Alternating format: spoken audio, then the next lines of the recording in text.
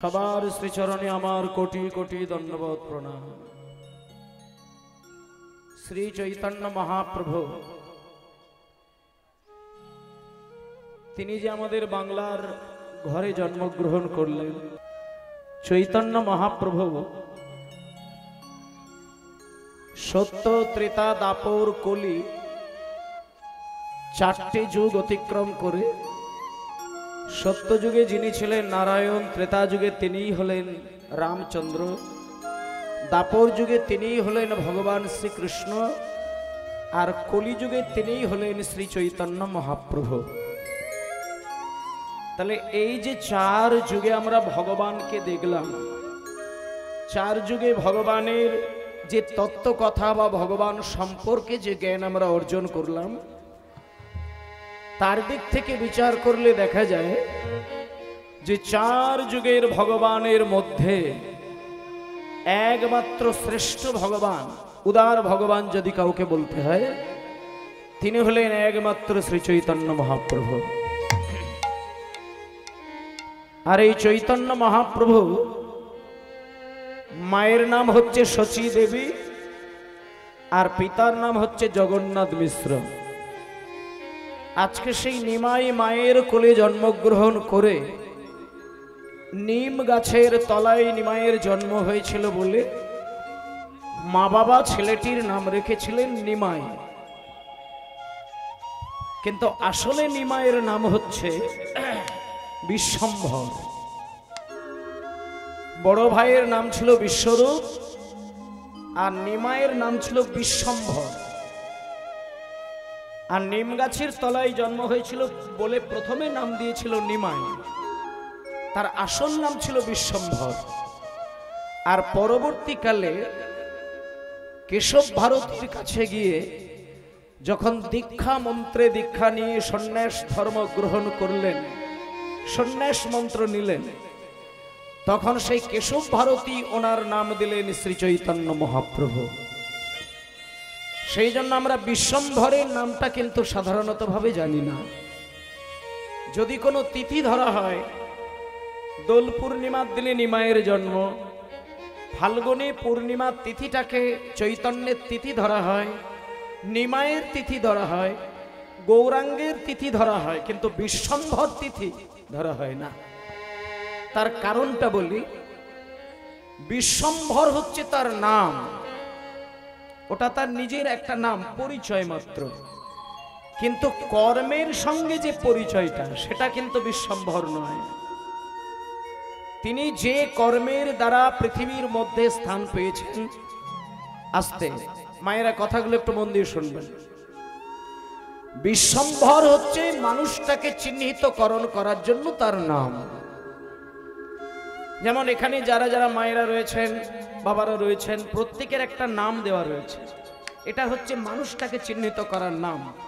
কিন্তু সেই মানুষটা যে কর্ম করে পৃথিবীর মাটিতে জয়লাভ করবে, সেই কর্মের দ্বারা, চৈতন্যের দ্বারা, তার ভালো কাজের দ্বারা মানুষের মনে যে জায়গা করে নেয়, সেই নামটা কিন্তু এই নামের সঙ্গে মেলে না। এই যে মহা জ্ঞানীগণিগণ বলেন, এমন একটা কর্ম করে দিয়ে তুমি যাও যাতে তুমি হাসতে হাসতে জগৎ ছাড়লেও তোমার কথা, তোমার কর্ম চিন্তা করে মানুষ তোমার কথা ভেবে কাঁদবে। এই যে তোমার সারা জীবনের শুভ কর্ম, এই শুভ কর্মের দ্বারা তোমার কিন্তু একটা নামকরণ হয়ে যায়, যেটা চৈতন্য মহাপ্রভুর নাম হয়েছিল। যেমন রামকৃষ্ণ দেবের নাম হচ্ছে গদাধর, কিন্তু গদাধর তিথি বলে কোনো তিথি আছে কি? রামকৃষ্ণের তিথি বলা হয়, কিন্তু গদাধর নামটা সবাই জানেন না। যেমন স্বামী বিবেকানন্দের নাম ছিল নরেন, নরেন্দ্রনাথ দত্ত, কিন্তু নরেন নামে কি পরিচিত বেশি? স্বামী বিবেকানন্দ নামে পরিচিত বেশি। তাই প্রত্যেকের একটা নিজস্ব নাম থাকে আর কর্মভেদে একটা নাম হয়। যেটা চৈতন্য মহাপ্রভুর নিজের নাম ছিল বিশ্বম্ভর, আর কর্মের দ্বারা বিশ্বের মাটিতে নাম দিয়েছিলেন শ্রী চৈতন্য মহাপ্রভু। আমাদের কাছে বিশ্বম্ভর নামটা বেশি লাভ করেনি, আমাদের কাছে শ্রীকৃষ্ণ চৈতন্য মহাপ্রভু নামে সারা জগৎ মাতোয়ারা হয়েছেন। তাহলে আজকে চৈতন্য মহাপ্রভুর নামটি সারা পৃথিবীর মাটিতে সবার উপর স্থান পেয়েছেন কেন? সেই কেন প্রশ্নের উত্তরটা আমাদের জানার দরকার। আজকে যে এত টাকা খরচা করে হরিনাম হচ্ছে, কীর্তন হচ্ছে, নাম সংকীর্তন হচ্ছে, আমি মায়েদেরকে বলি লাখ লাখ টাকা খরচা করে বছরে একবার হরি বাসর বানানো হয় কেন গ্রামের মাটিতে? এর আক্ষরিক অর্থ বা ভাবার্থ, মূল উদ্দেশ্যটা কি, সেটা প্রত্যেকেরই জানার বিষয়। বছরের মাঝখানে একবার কীর্তন গান হচ্ছে মানে সেটা যে অনুষ্ঠান হিসেবে পালন হচ্ছে তা কিন্তু নয়। কেউ যদি ভাবে যে সারা বছরে একটা অনুষ্ঠান হয় আনন্দ ফুর্তি করার জন্য, আত্মীয় স্বজনেরা একবার বাড়িতে আসবে, খাওয়া দাওয়া হবে, এই জন্য কীর্তন, সেটা নয়। বিশ্বের নানান ধরনের অনুষ্ঠান, নানান ধরনের গান বাজনা একদিকে থাকে, আর চৈতন্য দেবের সৃষ্টি কীর্তন গান সে নিজে একাই এক জায়গায় থাকেন। মহাপ্রভুর সৃষ্টি গানের মধ্যে কোনো গান বাজনাকে মিলিয়ে দেওয়া যায় না। আর একটা কথা, এখানে আমার অনেক বাবারা, ভাইয়েরা, বোনেরা, দিদিরা, কাকুরা রয়েছেন, সবাইকে একটা কথা বলি, হরিবাসরে যখন আপনারা বসবেন, এই যে চিকের আসনটা আপনারা গ্রহণ করেছেন, এই চিকের, এটা চিক, কালো একটা চিকের মধ্যে বসে আছেন, তাও সমতল জায়গা নয়, এবড়ো খেবড়ো জায়গা, ছেঁড়া ছোট আসন। এর থেকে আপনার বাড়ির খাটের বিছানাটা অনেক স্বচ্ছ, অনেক দামি। তবু একটা কথা বলি, এই চিকটা যখন ডেকোরেটরের ঘরে ছিল তখন এর মূল্য একটা নির্ধারিত করা ছিল, একে টাকা দিয়ে কেনা যেত, টাকা দিয়ে ভাড়া নেওয়া যেত। কিন্তু যখনই যোগ মায়া দেবীকে আরাধনা করে নাম সংকীর্তনের দ্বারা এত সুন্দর একটা গণ্ডি তৈরি করা হয়েছে, সেই গণ্ডির মধ্যে যখন এই আসনটা বেছানো হয়, এই আসনটার মূল্য মানুষ আর দিতে পারে না। এই আসনের মূল্য একটা মানুষ দিতে পারে না। এখানে নামের অমৃত মিশিয়ে দেওয়া হয়েছে। সারাদিন ধরে যে কীর্তনটা চলছে, এই কীর্তন বাতাসের মাধ্যমে ছবি তৈরি করে বাতাসের মধ্যে ভগবানের কৃপা সুধামৃত মিশিয়ে এই এত সুন্দর পরিবেশটা তৈরি করেছেন। আর এই এত সুন্দর ভগবানের শক্তি মেশানো অমৃতের মাঝখানে যদি কেউ কুচিন্তা করে, কুভাবনা তৈরি করে, কুখাদ্য গ্রহণ করে, কুকথা উচ্চারণ করে, তাহলে দেখবেন সংসারে যতই আপনি টাকার পাহাড় বানান, আপনার মানসিক জ্বালা, দৈহিক জ্বালাটা আপনার জীবন থেকে কোনোদিন সরবে না। আপনি যে কোনো গান বাজনায় গিয়ে ছেলে মানুষের চিটিংবাজি, জাল জুয়া চুরি করতে পারেন, কিন্তু হরিবাসরের গণ্ডির মধ্যে যখন বসবেন, আপনাকে একটা চিন্তা করতে হবে, আমার দ্বারা আমাকে স্বচ্ছ করতে আমি পারি না। আমি ভগবানকে বলবো, হে ঠাকুর, তুমি কৃপা করে আমাদেরকে মানুষ গড়ে পাঠিয়েছ, তুমি কৃপা করে আমাকে হরি নাম শোনার সৌভাগ্য তৈরি করেছ, তাই জন্য আমি এখানে বসার ক্ষমতা পেয়েছি। তুমি চেষ্টা করে আমাকে কৃপা করে এমন ভাবে দাও, আমি আজকে তোমার কীর্তন শুনতে শুনতে একটুখানি যেন আমার আত্মটাকে তোমার চরণে নিবেদন করতে পারি।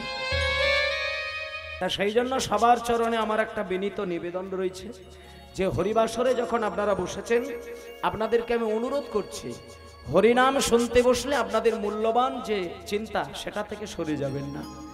এত বছর, এতদিন, এতগুলো সময় কাটিয়েছেন হরিনামের মধ্যে, আজকে যে হরিনামটা শুনছেন, আজকে থেকে দুটো উপায়ে কীর্তন শোনা যায়। এক হচ্ছে নাম অপরাধ যুক্ত কীর্তন, আর নাম অপরাধ মুক্ত কীর্তন।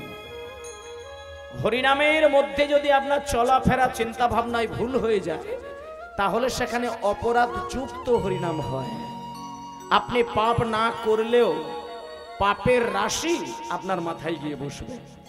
আর আপনি যদি পাপ করেন থাকেনও, আপনি যদি ঠিক চিন্তা ভাবনা নিয়ে কীর্তন শোনেন, আপনার সঞ্চিত পাপ ধুয়ে মুছে পরিষ্কার হয়ে চিত্ত গোবিন্দ চরণে নিবেদিত হয়ে যাবে। তাই আপনাদেরকে বারবার অনুরোধ করি, আজকে এখানে আমার মায়েরা, বাবারা রয়েছেন, সবাইকে দিয়ে একটুখানি মন্দিরে আলো জ্বালানোর জন্য একটু চেষ্টা করব। মন্দিরে অন্ধকার রাখলে মন্দিরে দেবতা থাকে না, মন্দিরে ধূপ ধুনো না দিলে মন্দিরে দেবতা থাকে না, মন্দিরে রাত দিন শঙ্খ বাতি প্রদীপ না জ্বালালে সেখানে দেবতা থাকে না। সেখানে পশু বাস করেন। শ্মশানে অনেক সময় অনেকে মন্দির বানায়। বাবা মার সৎকার করার পরে শ্মশানে অনেক সময় একটা দেখবেন মন্দির বানিয়ে দিয়ে আসে, দেখবেন কুকুর ছাগলের আমদানি হয়, ভগবান থাকে না। কেন না, সেখানে সময় করে প্রদীপ জ্বালানো, সময় করে ধূপ দেওয়া, সময় করে ভজন করা, সাধন করা, মাকে স্মরণ নেওয়া, বাবাকে স্মরণ নেওয়া, এটা আর হয় না। মন্দির বানিয়ে দিয়েই খালাস। দেখা যায় পরের দিন থেকে মদমাতাল গাঁজাখরগুলো সেখানে আড্ডা মারে। তাহলে যেখানে নিয়ম করে ধূপ জ্বলে না, যেখানে নিয়ম করে প্রদীপ জ্বালানো হয় না, যেখানে নিয়ম করে শঙ্খ বাজে না, যেখানে নিয়ম করে মঙ্গলধ্বনি হয় না, সেখানে ভগবান বিরাজ করে না। ভগবান ভক্তের নামে প্রেমে থাকে, ভগবান নিজে একাকী সেখানে থাকে না। তাই আজকে আমরা এখানে মন্দিরে প্রদীপ জ্বালাবো, ঘন্টা বাজাবো, শঙ্খ বাজাবো। এখানে মন্দির বলতে কোনটা? মন্দির হচ্ছে আমাদের দেহের মধ্যে থাকার হৃদয় মন্দির। আর সেই হৃদয় মন্দিরে সবাই মিলে একটু মন প্রাণ অনুরাগ ভাব সবকিছু মিশিয়ে সবাই মিলে একটু মন্দিরটাকে পবিত্র করে নেব মহামন্ত্র নামের মধ্য দিয়ে। আজকে আমি যে গানটা গাইব, সবাইকে অনুরোধ করব গানটা একটু গাইবার। আমিও গাইব, আপনারাও গাইবেন। খুব মূল্যবান গান। এই গানের মানেগুলো বোঝার দরকার নেই, শুধু উচ্চারণ করে গেলেই কল্যাণ হয়ে যায়। উচ্চারণ করলেই কল্যাণ। তার কারণ এই নামের ভেতরে ভগবান তার অলৌকিক শক্তিটা মিশিয়ে রেখেছেন। যেমন রোগীর জন্য ক্যাপসুল দেয় ডাক্তার মশাই, ক্যাপসুলের ভেতরে যারা রোগ নিয়ে পড়াশোনা করেছে তারা যে রোগের ওষুধ সেই রোগ ক্যাপসুলের ভেতরে ঢুকিয়ে দেয়। বাইরে শক্ত আবরণ দিয়ে ঢাকা, কেউ যদি খেতে পারে ভেতরে গিয়ে তার কাজ শুরু হয়। তেমনি মহামন্ত্রে ভগবান তার পূর্ণ শক্তিকে আবৃত করে রেখেছেন। কেউ যদি নামের প্রেমের উচ্চারণের দ্বারা শ্রবণ করতে পারে, তার হৃদয় মন্দিরে গিয়ে ভগবানের প্রেমের বৃদ্ধি ঘটে।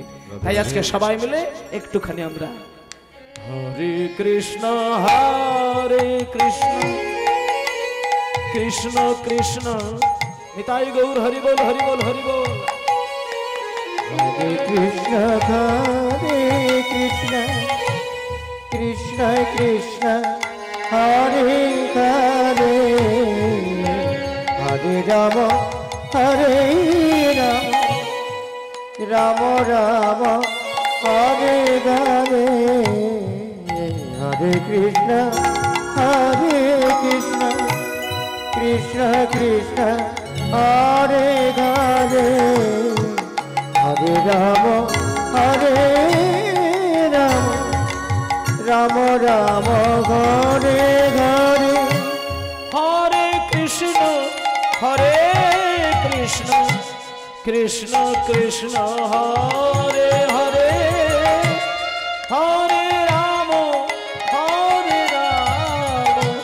রাম রাম হরে হরে। হরে কৃষ্ণ কৃষ্ণ কৃষ্ণ হরে হরে, হরে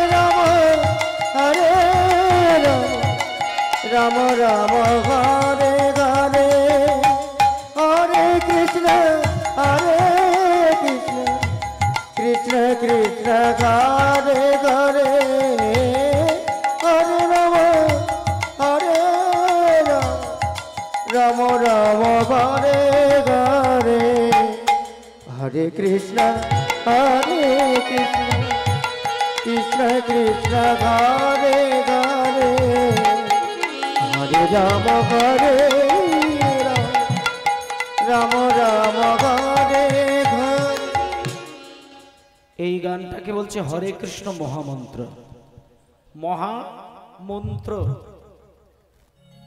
হাজার হাজার মন্ত্র রয়েছে আমাদের হিন্দু সনাতন ধর্মে, কিন্তু এই মন্ত্রটার যা শক্তি, যা উচ্চারণ করলেই মানুষের জীবনে কল্যাণ হয়ে যায়। যেমন রাস্তায় যদি আপনি হেঁটে হেঁটে হেঁটে হেঁটে হয়তো কোথাও যাচ্ছেন, রাস্তার ধারে দেখবেন অনেক অসংখ্য কাগজের টুকরো পড়ে থাকে, ছেঁড়া ছড়ি নানান ধরনের কাগজ পড়ে থাকে, যেটা মানুষের কোনো কাজে লাগে না।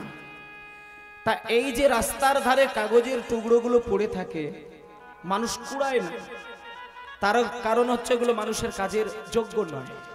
কিন্তু ওই কাগজগুলি যখন সরকারের ঘর থেকে ট্যাক্সালের অফিসার এসে কাগজগুলো কুড়িয়ে নিয়ে গিয়ে মাপ মতো কেটে সাইজ মতন কাটিং করে তাতে যদি 500 টাকা 2000 টাকা বা 100 টাকার স্ট্যাম্প বসিয়ে দিয়ে যায়, তারপরে যদি কাগজগুলো রেখে দিয়ে চলে যায়, বলুন সেই কাগজের মূল্য কি আর নিচে থাকে? আর সেটা কাগজ থাকে না, সেটা মুদ্রা হয়ে যায়। তখন সেটার মূল্য মানুষের জীবনে অনেক বেড়ে যায়। যেমন কাগজের মধ্যে সরকারের ট্যাক্সালের ছাপ পড়ে গেলে কাগজের মূল্য বেড়ে যায়, তেমনি পৃথিবীতে হাজার হাজার নাম থাকলেও যে নামের মধ্যে ভগবানের পূর্ণ শক্তির স্ট্যাম্প দেওয়া থাকে, সেই নাম উচ্চারণ করলেই ভগবানের কৃপা পাওয়া যায়। আলাদা করে মন্দিরে গিয়ে সেবা দিতে লাগে না। রাধারানী বলেছিলেন ললিতাকে, ওরে ললিতা, আমি কৃষ্ণের জয়ধ্বনি দেব একবার, আর কৃষ্ণ নামের জয়ধ্বনি দেব বারবার। কেন বলেছেন? না, কৃষ্ণ আমার যতটুকু দয়াময়, তার থেকে তার নাম অনেক লক্ষ গুণ বেশি দয়াময়। কৃষ্ণ স্বয়ং তিনি যতটা কৃপা করেন ভক্তকে, তার নাম বেশি কৃপা করেন। তাই আপনি সরাসরি মন্দিরে গিয়ে কৃষ্ণকে সেবা দিলে কৃষ্ণ যত আনন্দ পায়, তার থেকে বেশি যদি আপনি জপের মালায় জিও ভাই যদি কৃষ্ণের নাম করে যান, তাতে ভগবানের কৃপাটা আরো বেশি হয়ে যায়। অনেক মানুষ আছে মন্দিরে গিয়ে সেবা দেওয়ার সময় হয় না। অনেক মানুষ আছে ধূপ ধুনো জ্বালিয়ে মন্দিরকে ডাকার সময় হয় না। অনেক মানুষ আছে তীর্থে তীর্থে বেড়াতে যাওয়ার সময় হয় না। সেই ক্ষেত্রে মহাপ্রভু বলেছেন, যারা মন্দিরে গিয়ে ঠাকুরকে ডাকতে পারে না, যারা তীর্থে তীর্থে বেড়াতে গিয়ে ভগবানের সেবা করতে পারে না, তাদের ক্ষেত্রে বলি কিচ্ছু করার দরকার নেই। সারা জীবন ধরে সংসারের কর্ম করে যাক, প্রত্যেক দিন সকাল থেকে সন্ধ্যা পর্যন্ত সংসারের সমস্ত কর্ম করার মাঝে একবার শুধু সময় বার করে নিষ্ঠা সহকারে ভক্তি সহকারে শুধু যদি ঘরের কোণে বসে একবার হাত জোর করে বলতে পারে, হরে কৃষ্ণ কৃষ্ণ কৃষ্ণ হরে হরে,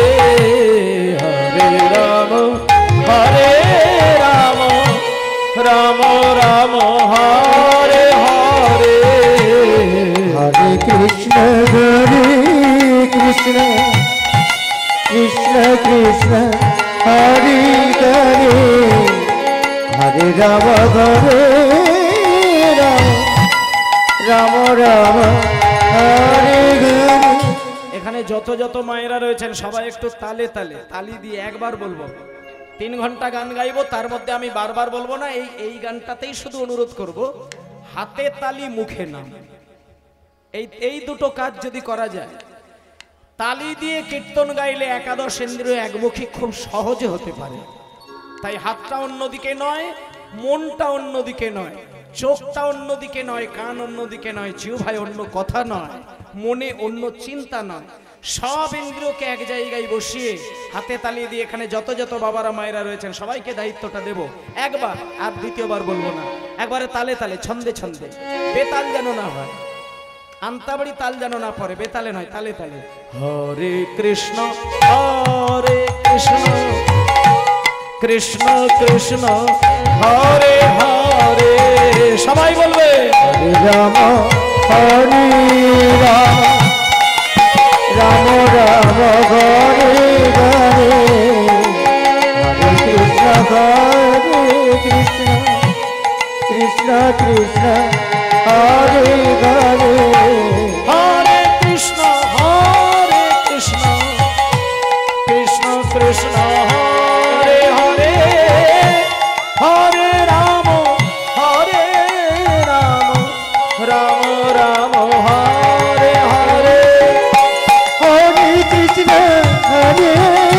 কৃষ্ণ কৃষ্ণ কৃষ্ণ হরে হরে, হরে রাম রাম রাম হরে হরে, হরে কৃষ্ণ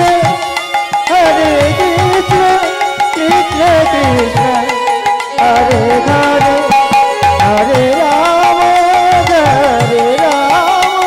রাম রাম হরে ঘরে হরে কৃষ্ণ হরে কৃষ্ণ কৃষ্ণ কৃষ্ণ হরে ঘরে হরে রাম রাম রাম হরে ঘরে হরে কৃষ্ণ কৃষ্ণ কৃষ্ণ কৃষ্ণ হরে ঘরে হরে রাম রাম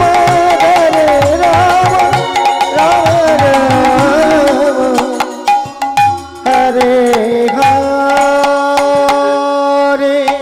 নিতাই গৌর প্রেমানন্দে হরি বল হরি বল হরি বল।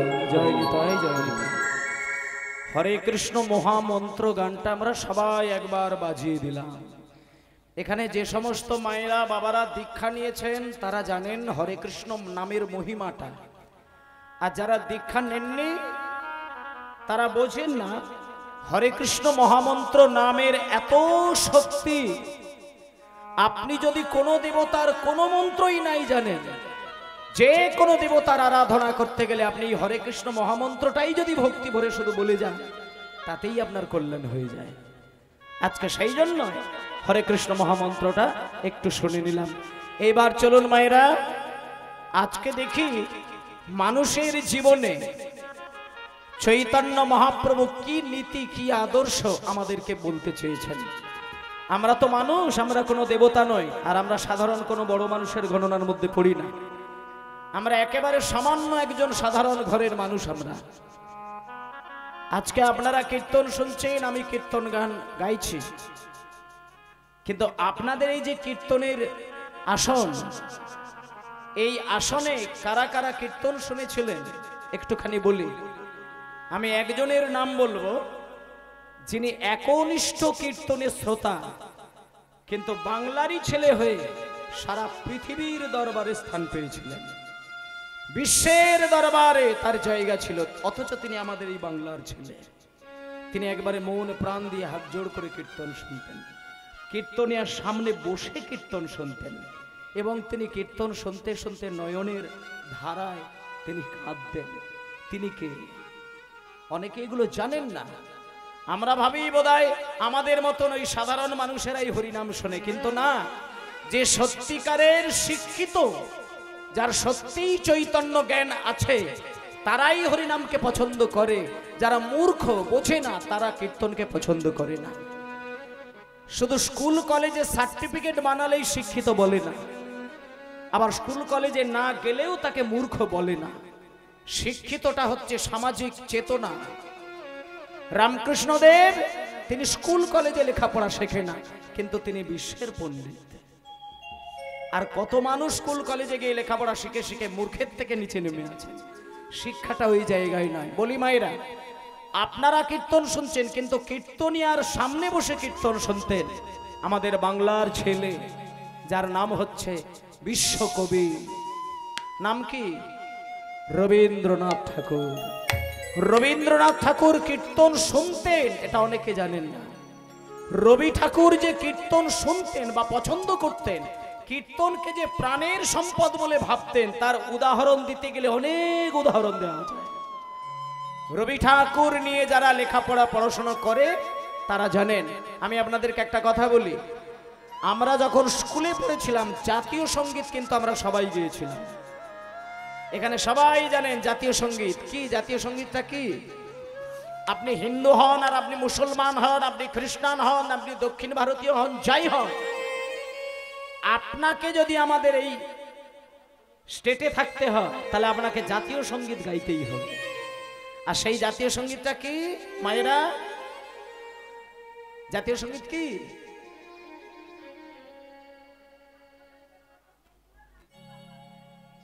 এই অনাথ ভাই, জাতীয় সঙ্গীত কি? হ্যাঁ ঠিক আছে, মনে আছে মনে আছে, এই ছোটবেলায় হয়েছিল। জনগণ মন অধিনায়ক জয় হে ভারত ভাগ্য বিধাতা। এই গানটা সবাই গায়, সবাই সবাই। একটা মুসলমানের ছেলেও দেখবে দাঁড়িয়ে দাঁড়িয়ে গাইছে। উড়িয়া হলেও সে যদি বাংলায় থাকে তাকে গাইতে হবে। তাহলে এইবার একটা কথা বলি, এইখান থেকে আপনাদের কটা জিনিস বুঝিয়ে দেওয়ার দরকার। এই যে জাতীয় সঙ্গীত আপনি সারাক্ষণ ধরে গাইলেন, জাতীয় সঙ্গীত শেষ হয়ে যাবার পরে রবীন্দ্রনাথ ঠাকুর কায়দা করে চক্রান্ত করে কিভাবে সারা ভারতবাসীকে দিয়ে কীর্তনের সুর হৃদয়ে বাজানো যায়, এই চিন্তা ভাবনা করে তিনি কেমন কায়দায় দেখুন হরিনাম গাইয়ে দিলেন। তিনি জানেন যে আমি যদি শেষকালে বলি হরি বল, বলবেন না, কিন্তু হরি বলের সুরটাকে যদি আমি বলতে বলি বলবেন। এই যেমন আজকে কীর্তন হচ্ছে, কীর্তনের শেষে দেখবেন একটা বিখ্যাত সুর, যেটা একবারে একনিষ্ঠ হরিনামের সুর, যে সুরটা বিশ্বের কোনো গান বাজনায় গাওয়া হয় না, একবারে হরিনাম ছাড়া ওই সুরটা কোনো গানে হয় না। হরিনাম শেষ হয়ে গেলেই দেখবেন সবাই বাহু তুলে আমরা বলি হরি বল হরি বল হরি বল হরি বল হরি বল হরি বল হরি বল হরি বল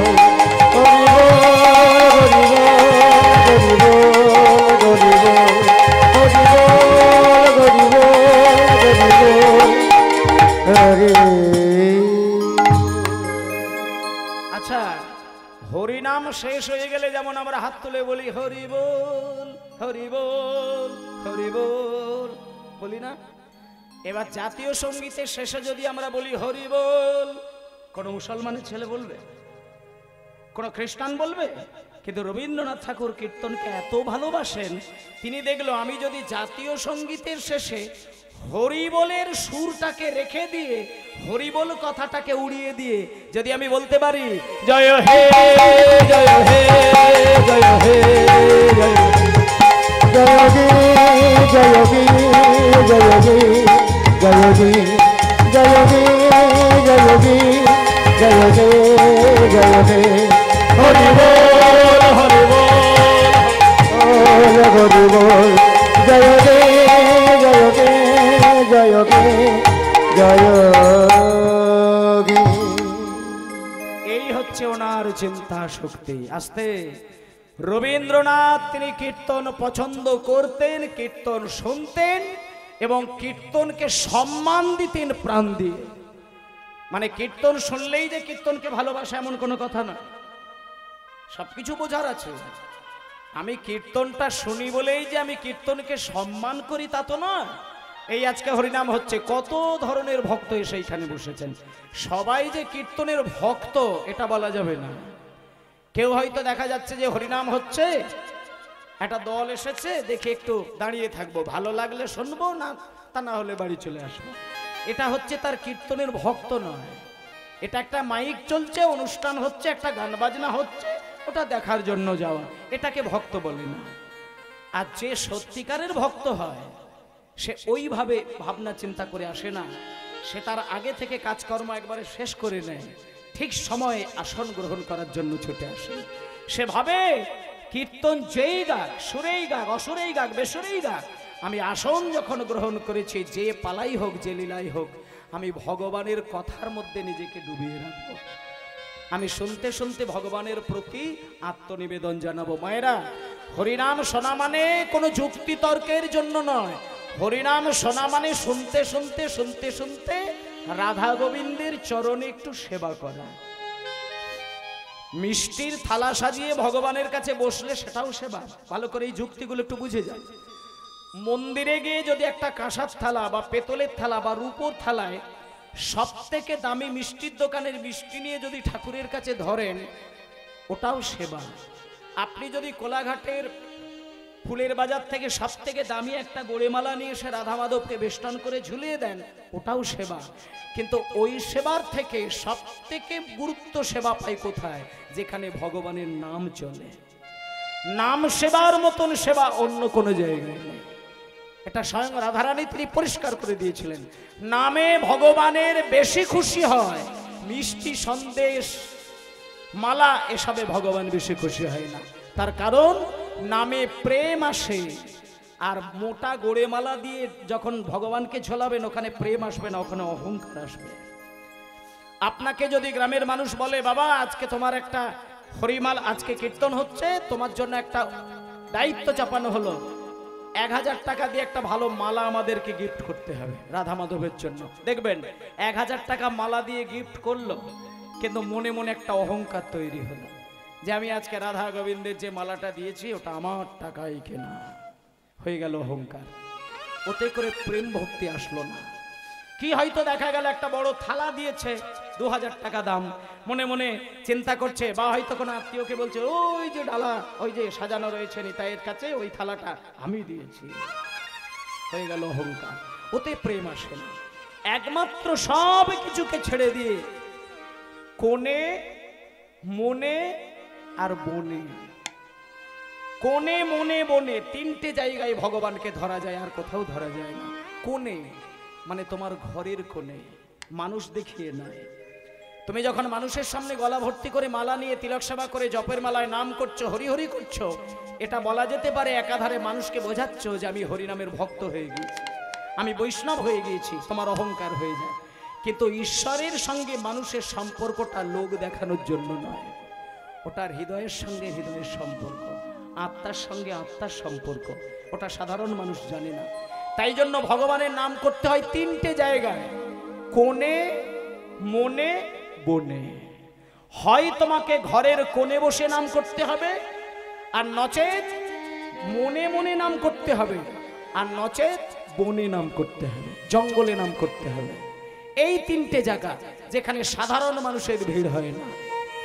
অনেক মানুষকে দেখা যায় বাজারে আলু কিনতে গিয়ে, পেঁয়াজ কিনতে গিয়ে, পেঁয়াজ কেনে না বাবাজিরা, পেঁয়াজ কেনে না বললে অপরাধ হবে, আলু কিনবে, নানান ধরনের সবজি কিনবে, জপমালায় নাম করে, জপের মালায় নামটা করতে করতে বলে এই ভাই ঝিঙে কত করে, আবার বিড়বিড় করে নাম করছে। আচ্ছা এটা কি নাম? যে নাম করবে সে বাজারে জপের মালায় নামের থলি নিয়ে সে কোনোদিন জিনিসপত্রের দাম করবে না। নামের মালা লোক দেখানোর জন্য নয়, এটা গোপন জায়গা, এটা লোককে দেখিয়ে নাম করার জন্য নয়। তাই ভক্তমণ্ডলী ভক্তিমতী মায়েরা, আজকে আমরা যে রবীন্দ্রনাথের কথা শুনলাম তিনি একনিষ্ঠ কীর্তনের ভক্ত, রামকৃষ্ণদেব তিনি একনিষ্ঠ কীর্তনের ভক্ত, স্বামী বিবেকানন্দ তিনি একনিষ্ঠ কীর্তনের ভক্ত, আর আমরা অতীব সাধারণ মানুষ। তাই ভক্তমণ্ডলী ভক্তিমতী মায়েরা আজকে সবাই মিলে একবার আমরা নিজেদেরকে কৃষ্ণের চরণে দাসী হবার জন্য সেই ব্যাকুলতা নিয়ে সবাই মিলে বলুন প্রেমানন্দে প্রেমানন্দে মেতে হরি বলো, হরি নামের বন্যা ছেয়ে এলো, হরি হরি মেতে হরি বলো, হরি নামের বন্যা জেগে গেল। প্রেমানন্দে মেতে হরি বলো, হরি নামের বন্যা জেগে গেল। হরি নামের বন্যা এলো। আজকে এখানে বন্যা এসেছে, অথচ জাতের কোনো ভেদাভেদ নেই। এখানে যে এতগুলো মানুষ বসে আছে সবার কি একই জাত? সবাই ব্রাহ্মণ না সবাই ক্ষত্রিয় না সবাই শূদ্র না বৈষ্ণব? কে আছে? সব ধরনের মানুষ বাছাবাছি এখানে নেই, কোনো আলাদা করে ভেদাভেদ নেই। মায়েরা একমাত্র হরিনামের আসরে ব্রাহ্মণ ক্ষত্রিয় বৈশ্য শূদ্র, হ্যাঁ চণ্ডাল দুলে বাগদি নাপিত কোমর কামার এসব বাছাবাছি হয় না। এটা কেন হয় না? একমাত্র একজনের জন্য হয়নি, সেটা হলেন শ্রী চৈতন্য মহাপ্রভুর জন্য। আজকে আপনারা এত সুন্দর কয়েক হাজার টাকার ফুল খরচা করে নিতাই গৌর আর রাধা মাধবের মন্দিরকে সাজিয়েছেন, এত সুন্দর বাসর তৈরি করেছেন, মাইক দিয়েছেন, প্যান্ডেল তৈরি করেছেন, হ্যালোজিন দিয়েছেন। এগুলো দেবার দরকার ছিল না। এককালে বাংলার মাটিতে, বলি মায়েরা, এককালে বাংলার মাটিতে ফুলের বাসর সাজানোর দরকার নেই, মাইক দেওয়ার দরকার নেই। আপনার ঘরের কোণে বসে আপনি ভগবানকে ডাকবেন, এমন কিছু বিধর্মী মানুষ ছিলেন যারা ঘরের দরজা ভেঙে আপনাকে বাইরে টেনে নিয়ে আপনার জিহ্বাটা ছেদন করে দিতেন। আজকে তো আপনারা অনেক ভাগ্যবান যে হরিনাম করতে বসেছেন, কেউ কিছু বাধা দিচ্ছে না। তাই আমি আপনাদেরকে একটা কথা বলি, কষ্ট করে যখন হরির নাম শুনতে বসেছেন একটুখানি হরিনামের মর্যাদাটা পায় যাতে সেই চিন্তাটা করবেন। আজকে আমরা চৈতন্য মহাপ্রভুর কাছ থেকে শুনবো চারটে কথা। মহাপ্রভু বলছেন একটা মানুষের জীবনে যদি চারটে গুণ দেখা যায় তাহলে তাকে আলাদা করে কীর্তন শোনা আলাদা করে কীর্তন গাওয়া, আলাদা করে মন্দিরে সেবা দেওয়া, আলাদা করে দীক্ষা গ্রহণ করা, তীর্থে তীর্থে বেড়াতে যাওয়া কিচ্ছু করার দরকার নেই। 4টে গুণ যদি মানুষ তৈরি করতে পারে সে পরম বৈষ্ণব হয়ে যায়। তা না হলে আমি জপের মালা নাম করলাম, তিলক সেবা করলাম, ধুতি পাঞ্জাবি পরলাম, আর আমি আমার জন্ম দেওয়া মাকে খেতে দিলাম না। বলুন এই রকম সন্তান কি ভগবানের সেবায় লাগে? যে ছেলে নিজের জন্ম দেওয়া মাকে সম্মান দিতে পারে না, যে ছেলে নিজের জন্ম দেওয়া বাবাকে সম্মান দিতে পারে না, এই ছেলে যদি সারা জীবন ধরে কীর্তন গেয়েও যায়, কীর্তন শুনেও যায়, লক্ষ টাকা দিয়ে মন্দির বানিয়ে যদি ঢং ঢং করে আরতি করে সারা জীবন সেবাও দিয়ে যায়, ভগবান সারা জীবনের কোনো দিন তার হাতে সেবা গ্রহণ করবে না। যে মাকে সেবা না দিয়ে ভগবানের চরণে ধূপকাঠি জ্বালায়, শাস্ত্র প্রমাণ দিচ্ছে মা বাবাকে সেবা না দিয়ে যারা ভগবানের চরণে দামি দামি ধূপকাঠি জ্বালায়, ওই ধূপের গন্ধ কুকুরের নাকে যায়, ভগবানের নাকে যায় না। ভগবান মানুষের নীতি শিক্ষাটাকে তৈরি করে দিয়েছেন, যেটা চৈতন্য মহাপ্রভু বললেন যে একটা মানুষের মধ্যে কতকগুলো গুণের দরকার হয়, তবে সে বৈষ্ণব হতে পারে। যেমন একটা কথা বলি মা, আমি যদি টাকার গরম থাকে 10 লাখ টাকা দিয়ে মন্দির বানিয়ে ফেললাম, টাকার গরম থাকলে 2 লক্ষ টাকা দিয়ে বড় বড় পাথরের রাধা কৃষ্ণের মূর্তি বানিয়ে ফেললাম, আর আমি প্রত্যেক দিন সকালবেলা একবার, দুপুরবেলা একবার, সন্ধ্যাবেলা একবার, 3টে টাইম সুন্দর করে আরতির ডালা নিয়ে 1-2 ঘন্টা ধরে আরতি করলাম, আর যে সময় আমি আরতি করতে ঢুকলাম ঠিক সেই সময় পাশের বাড়িতে আগুন লেগে গেল। আমার কানে খবর চলে এলো, সবাই হাহুতাশ করে কান্নাকাটি করে মরে যাচ্ছে, রাস্তার মাতালগুলো ছুটে গিয়ে প্রাণের ভয় না করে জল ঢালছে, আর আমি আরতি করছি বলে একবার তাদের বাড়িতে গিয়ে উঁকি দিয়ে দেখতে পারলাম না। ওই মানুষের ভগবানের সেবা কোনোদিন ভগবানের কাজে লাগে না। এই ক্ষেত্রেই মহাপ্রভু বললেন, আগে মানুষের মধ্যে মানবিকতা যদি না থাকে, মনুষ্যত্ব যদি না থাকে, তার দ্বারা ভগবানের সেবা হয় না। রাধারমন চরণ দাসদেব বলেছেন, এটা আমার কথা নয়, মায়ের একটা কথা বলি, রাধারমন চরণ দাসদেব বলেছেন, একজন তিলগান্নিক করে, জপের মালায় নাম করে, গলা ভর্তি করে তুলসী মালা গলায় নিয়ে ঘোরে, কিন্তু মানুষের সঙ্গে ভদ্রতা বজায় রাখে না।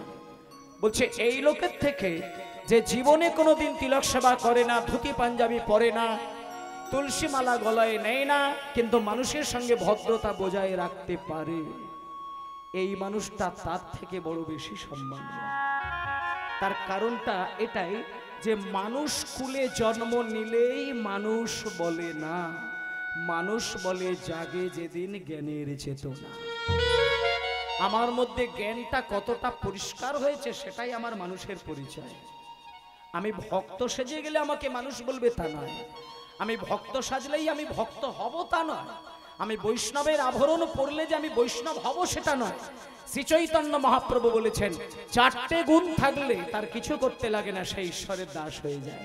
সেই 4টে গুণ কি চলুন একটা শ্লোকের মধ্য দিয়ে জেনে নিই। আজকে এই আদর্শটা বলার পরেই আমরা একটা পালায় চলে যাব, সবাই মিলে দুটি বাহু তুলে মুখে হরি বলে, দুটি বাহু তুলে মুখে হরি বলে, দুটি বাহু তুলে মুখে হরি বলে, এই হরি নামে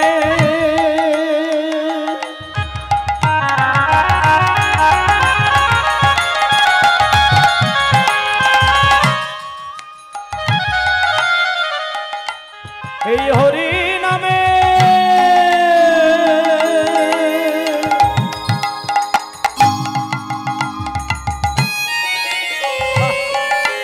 পূর্ণ হবে সকল মনস্কার। এই হরি নামে, এই হরি নামে